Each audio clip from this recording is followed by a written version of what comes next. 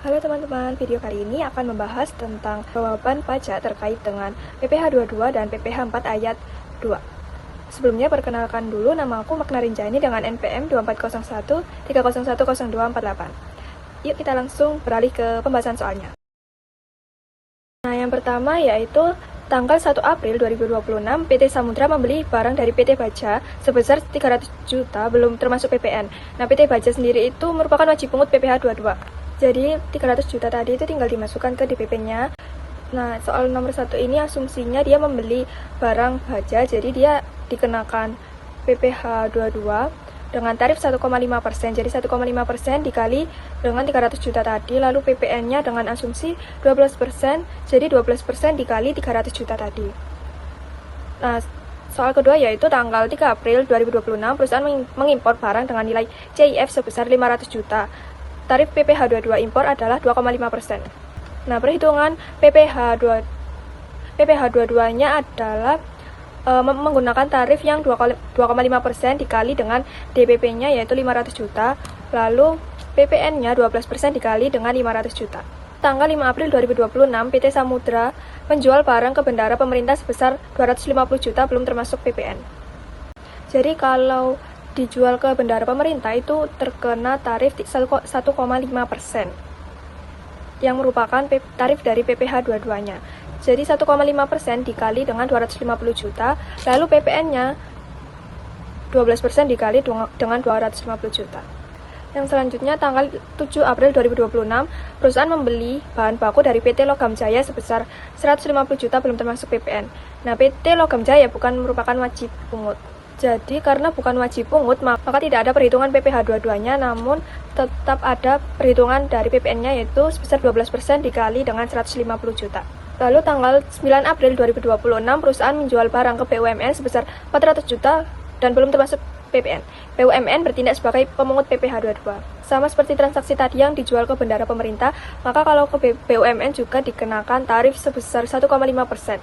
Jadi 1,5% dikali 400 juta dan PPN-nya juga 12% dikali 400 juta.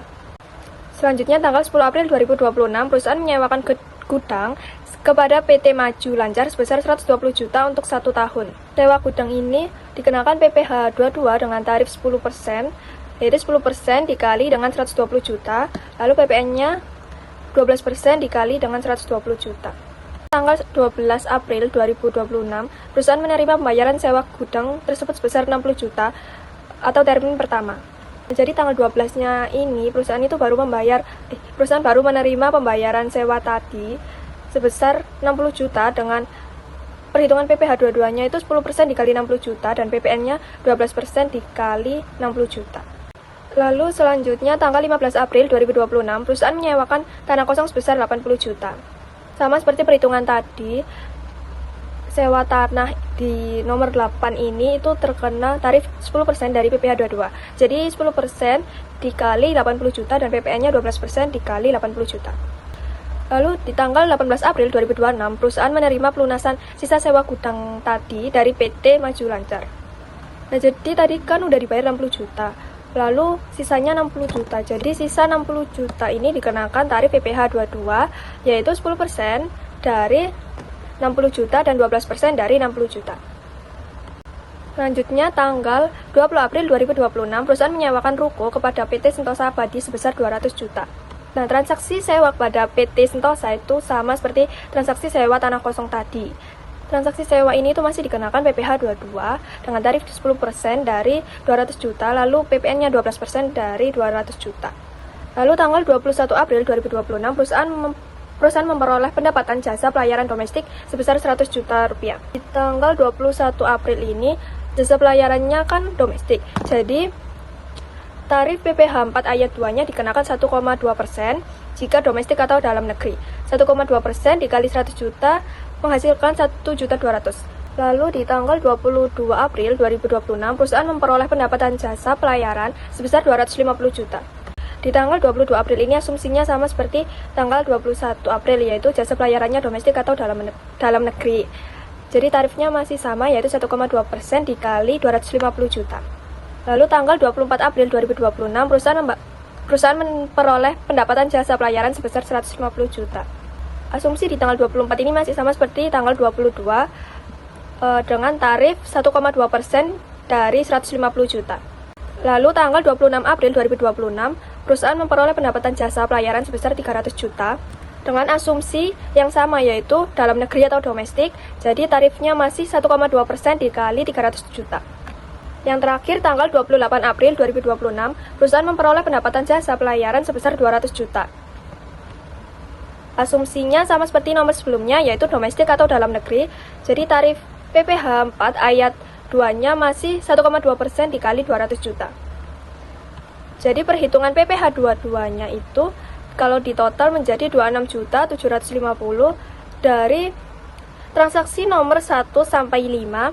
Lalu total PPh pasal 4 ayat 2-nya itu 52 juta dari transaksi nomor 7 sampai ke 15. Nah, kenapa nomor 6 PPh 4 ayat 2-nya tidak ditotal dengan PPh 4 ayat 2 yang lain dari transaksi yang lain, padahal sama-sama sewa gedung, karena di transaksi nomor 6 perusahaan belum menerima pembayaran. Jadi PPh yang dihitung itu dari perusahaan yang mendapatkan pembayaran itu saja.